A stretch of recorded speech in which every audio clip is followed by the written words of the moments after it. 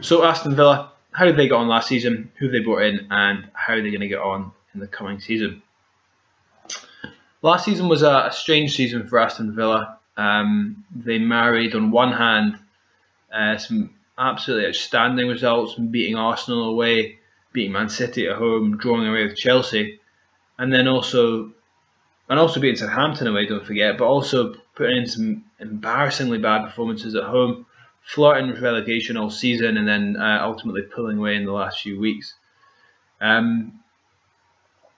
If we look at who they've brought in, I don't think that suggests that things are going to get any better or provide any optimism for positive change. You have Philip Senderos, a sort of laughing stock, a player that has never really proved himself to be particularly high quality in the Premier League, and certainly not someone that I would add to a team that's shipped a lot of goals.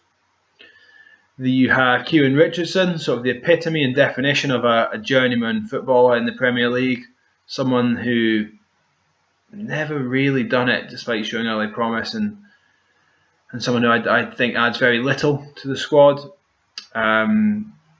You have Ryan Bertrand, who I actually think is a good player and who will add something to the squad. I think he has maybe set his sights a little bit low and should maybe have gone to a better club. Perhaps a Southampton or something, someone of that ilk.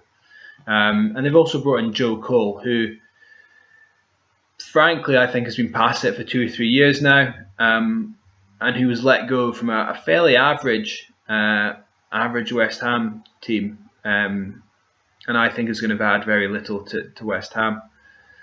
Those players don't suggest to me that West Ham are going to develop, or I'm sorry, I beg your pardon, that Aston Villa are going to develop or move any higher than they did last season.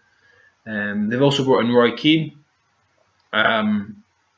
which suggests that the Aston Villa training sessions are going to be far from joyous.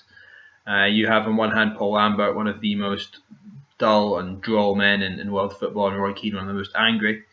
Having said that, Keane does have a good reputation in terms of coaching, albeit with a terrible managerial record. So perhaps he'll provide the kick up the arse that the Aston Villa players need to kick on.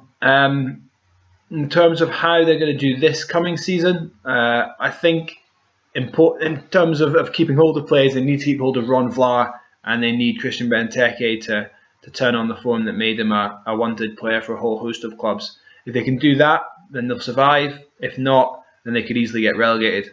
I think they'll just about have enough this season, given weaknesses across the bottom, so 8 teams, and I think they'll finish 17th this season.